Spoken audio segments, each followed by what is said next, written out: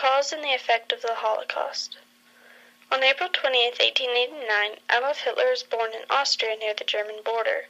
His father dies on January 1903. In 1907, Adolf Hitler moves to Vienna at the age of 18 so he can become an artist. He fails the entrance exam to Vienna Academy of Art, but he doesn't tell his mother, who later dies in December of that year. From ages 20 to 24, Hitler lives in a homeless shelter and decides to sell his paintings as a living. In 1913, he receives his inheritance and moves to Munich, Germany. In 1914, Germany declares war on Russia. Thus, Adolf Hitler joins the German army. By the end of the World War I, Hitler earned 2 medals for bravery. In 1919, Hitler was working as a spy for an army organization, checking up on local political groups. In September, he found one he liked and soon became the leader of the National Socialist Meeting. In July 1932, Hitler had enough support to run for president. By this time, he had developed very strong opinions against the Jews and other people groups. Within a year and a half of January 1933, Hitler became both Chancellor and President of Germany. However, he had lost the previous election in 1932. The former president had died. That's why he was able to become what he called a Führer, which is German for leader, and that was what he called his title. Before this point, Hitler was a very persuasive public speaker and was able to use this lying and persuasiveness to complete what we now know as the Holocaust and World War II. Around the end of the war in 1945, the concentration camps began to be liberated by the Allies. The end of the war caused the worst conditions for the people of the camps. If the Germans saw that the enemies were approaching, they would move all the prisoners to a different camp. These were known as death marches because many would die on the 15 to 20 mile treks due to exhaustion from lack of food and healthy conditions. The longest death march was from Auschwitz to Bielsko, where 66,000 people were made to walk 36 miles only to be herded into trains. It is estimated that 100,000 Jews died in these death marches. As of May 8, 1945, all of the concentration camps were liberated. During liberation, many Allied troops were sickened by the conditions of the people. Captain Pletcher of the 71st Division of the U.S. Army, who helped with the liberation of Gunskirchen in 1945, said this after seeing the devastation.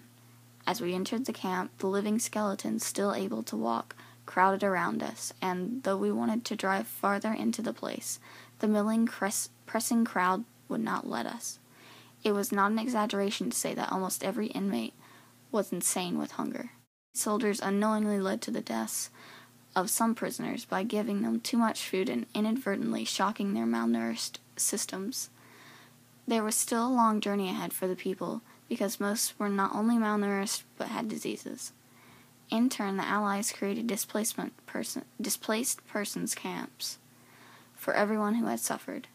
Although these camps were much cleaner and safer, the survivors didn't feel that they were truly free. Nonetheless, in the DP camps, people began to regain their lives. The marriage rate and birth rates increased, and children were allowed to restart their education.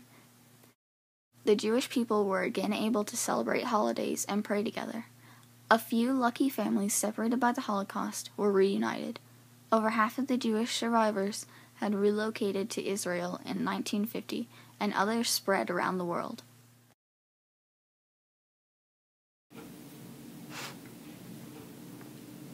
Even though the Holocaust took place during World War II, the events that occurred still affect us today.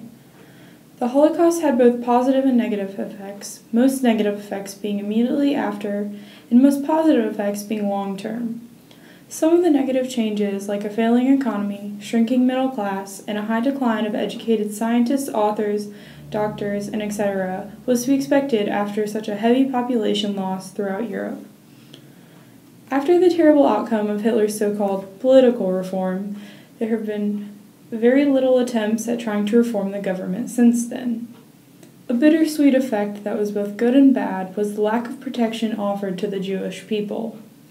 Although Christians formed an alliance with them as a preventive measure, they continued to be one of the most persecuted religions. On the flip side, one of the biggest positive changes made afterwards was the pledge agreed on by countries around the world to prevent further genocide and the decision to hold court to try individuals who had committed crimes against humanity. Some of the other effects varied from being political, social, and economic, not to mention a fight against basic human nature. Human nature played a huge role in the Holocaust, causing people to question if they were better than others, enough so that they attempted and nearly succeeded to wipe an entire race and religion off the map. More impacts included a drastic increase in human rights and the need for consent for medical experiments on patients. These might seem like everyday things now since we've grown accustomed to them, but at the time they were considered self-explanatory until they were taken away.